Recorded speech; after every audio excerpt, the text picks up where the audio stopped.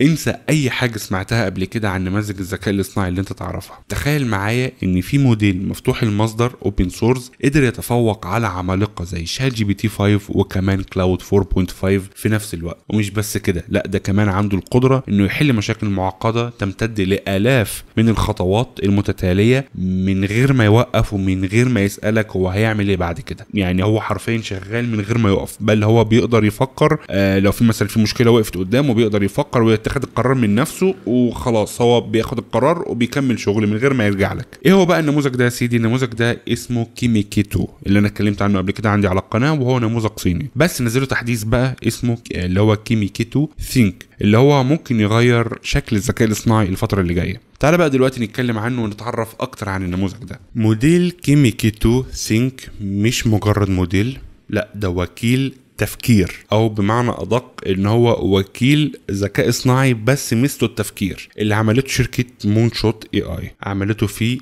6 نوفمبر 2025 او 6/11/2025، يعني من يومين بالظبط من تاريخ هذا الفيديو. وخليني اقول لك ان في ناس كتيره جدا قالوا انه بالفعل التحديث ده مش مجرد تحديث عادي، لا دي قفزه نوعيه بمعنى الكلمه، لانه يعتبر واحد من اهم النماذج الرائده في الاوبن سورس في الوقت الحالي، اللي قدرت بالفعل تثبت انها قويه وبتنافس اسماء تجاريه ضخمه زي مثلا شات جي بي تي وجوجل جيميناي وكمان كلاود. الجديد والمبهر بقى ان هم مسميين النموذج ده ثينك اجنتس او وكيل تفكيري. معنى كده ان الموديل ده اساسا بيقدر يعمل حاجات اسمها التفكير خطوة بخطوة، وده اللي بيخليه متفوق. مش بس بيجاوبه خلاص كشات، لا ده هو بيمشي في سلسلة عمليات منطقية متتابعة. يعني انت حرفيا هتديله سؤال او هتديله طلب او هتطلب منه طلب، هو مش هيوقف لحد ما يعني يجيب لك إجابة الطلب ده. وتخيل إن هو ممكن يقدر يعمل من 200 ل 300 عملية استدعاء لأدوات مختلفة، وكل ده وهو شغال لوحده من غير أي تدخل منك أصلا. الأسلوب ده بيخليه إنه يقدر يحل مشكلات معقدة جدا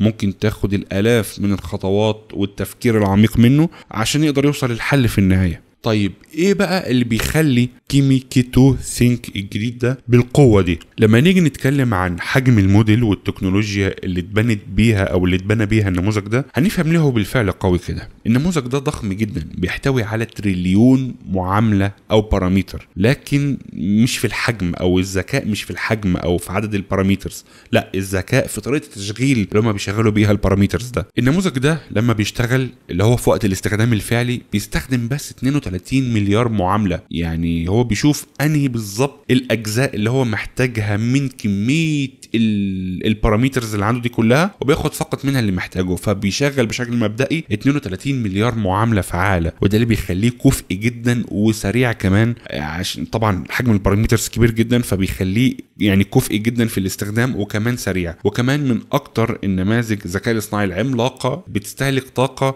يعني خفيفه، فاهم قصدي، مش ضخمه عكس الموديلات الاخرى. فهو هنا بالفعل ذكي لان هو بيشغل اللي محتاجه فقط، مش بيشغل كل البارامترز اللي عنده. وكمان بيستخدموا تقنيه متطوره جدا اسمها ميكستر اوف اكسبرتس او مزيج الخبراء، وانا اتكلمت عنها قبل كده وشرحتها قبل كده رغم ان نطقها صعب، بس بالفعل اتكلمت عنها قبل كده في فيديو فات. ودي عباره عن مثلا نقول يا سيدي مجموعه من الخبراء، بس طبعا مش خبراء بشر يعني، لا هو نقول مثلا مجموعه من اللي هي الخلايا العصبونيه، نقول مثلا 384 خبير متخصص جوه النموذج بيديروا المهام وبيوزعوها بدقه وكفاءه عاليه، عشان مثلا انت يعني هتحتاج اللي انت محتاجه فقط يعني وتسيب الباقي. فاهم قصدي؟ يعني كأن بالظبط ان عندك مديرين في شركتك وبأعلى كفاءة يقدروا ان هم يديروا الشركة حتى في غيابك. يعني كأن عندك فريق عمل ضخم حرفيا، وكل واحد متخصص في حتة وبيشتغلوا كلهم بتناغم رهيب. ده اللي هو الايه اللي هو مزيج الخبراء. اضف على كده ان النموذج ده بيدعم نافذة سياق ضخمة جدا ممكن توصل ل 256 ألف وحدة او توكنز، ودي مساحة كبيرة جدا بتخلي الواحد يقدر يستوعب معلومات ضخمة وكمان يحتفظ بالسياق الحديث او المهم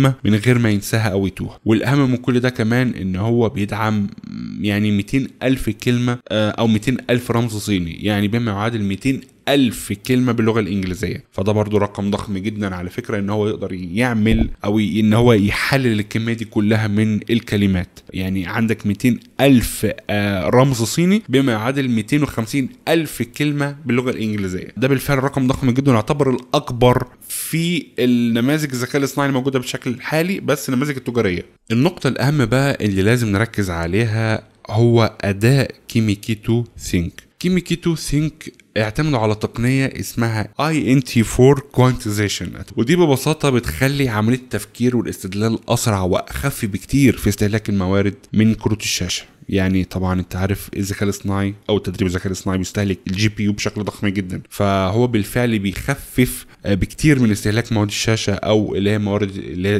يعني اللي هي كروت الشاشه، وده بيترجم في الاخر لتكلفه تشغيل اقل، وكمان سرعه للمستخدمين، وكمان طاقه اقل. وده مهم جدا في عالم الذكاء الاصطناعي في الوقت الحالي. النموذج ده دخل اختبارات صعبه جدا عشان يقيس قدراته، زي اختبارات مثلا اللي هو الهيميونيتي لاست اكزام، وعندك اختبار برضو اللي هو البراوز كامب. عارفين مين اللي جاب نتائج احسن من غيره؟ كيميكيتو ثينك جاب نتائج اعلى من شات جي بي تي 5 وكمان كلاود 4.5، ودي شهاده ضخمه على قوته على فكره. من الحاجات كمان اللي بتميزه ان هو بيدمج قدره البحث على الانترنت بشكل ذكي وبيتفاعل مع المعلومات الجديده. يعني مش بس بيعتمد على التدريب اللي دربه، لا ده كمان بيبحث وبيتعلم عشان يقدر ان هو يتاكد من المعلومه دي بالفعل اللي هو بيديها لك هل هي صحيحه، وكمان بيحدث من المعلومات اللي عنده عشان يقدر ان هو بالفعل يتجاوب معاك بشكل احسن. فاهم قصدي؟ يعني ممتع، غريب جدا الصراحه النموذج ده. طيب في سؤال هيجي لي ويقول لي يا عم عبد اللطيف انت عمال تتكلم، طيب الامكانيات دي كلها او الافكار دي كلها اللي انت اتكلمت عليها هتفيدني بايه بشكل عملي؟ يعني عايزين بقى ان انا هستفيد منها ازاي؟ بص يا صديقي، كيميكيتو ثينك بيفتح الباب لمجموعه من التطبيقات ان انت تقدر تعملها كانت صعبه زمان. يعني يقدر يحل مساله رياضيه متقدمه مش بس بالاعتماد على ذاكرته، لا كمان عن طرق انه يدمج عمليات بحث واستخدام الادوات الخارجيه في منظومه تفكيره المعقده، تمام، عشان يقدر يوصل للحل مظبوط. مش بس مجرد ان هو بيفكر وخلاص، لا كمان ده بيبحث وبيتعلم.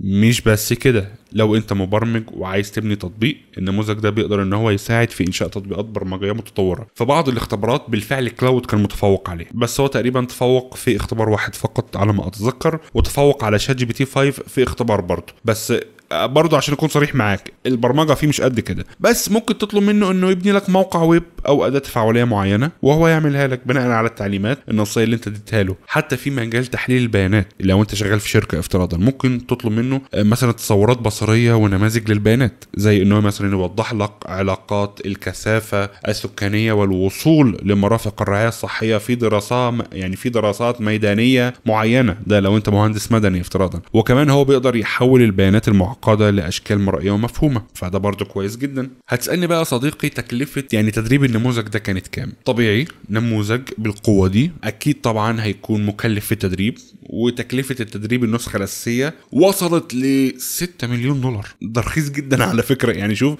الصين دايما مبدعه حقيقي في التطوير والتوفير، وضيف يعني هم ضافوا عليها كمان حوالي 20% زياده للتحديثات الخاصه بآلية التفكير. ولكن الخبر الاحلى ان طبعا ده مش هيتضاف عليك في حاجه، هو موجود عندك على الموقع الرسمي، تقدر ان انت تاخد خطه مدفوعه، هو مجاني بس في بعض الاشياء فيه بتبقى مدفوعه. ولكن الاحلى من كل ده ان هو اساسا ليه نموذج اوبن سورس او مفتوح المصدر ومتاح للكل، تقدر ان انت تحمله وتستخدمه، وكمان تقدر توصل له وتستخدمه من خلال الموقع الرسمي اللي قلت لك عليه. بس طبعا زي ما قلت لك هيكون مكلف من الموقع الرسمي، هو مجاني بس في حاجات بفلوس. ولكن طبعا انا انصحك ان انت تروح وتجرب الموقع او يعني تجرب الموديل من الموقع الرسمي. وممكن في المستقبل ان شاء الله اشرح ان انت ازاي تقدر تبني نموذج ذكاء اصطناعي خاص بيك بس باستخدام موقع سحابي. والله بفكر في الموضوع ده فعلا، يعني اصبح متاح ان انت تقدر تعمل كده، ان انت بالفعل تبني نموذجك الخاص وتستخدمه انت ليك، او يعني تخلي ناس تاني تستخدمه وتاخد منهم فلوس كمان. فبفكر في الموضوع ده والله ان انا بالفعل اشرحه. في النهايه صديقي، كيميكيتو ثينك بيجمع بين 3 حاجات مهمه جدا: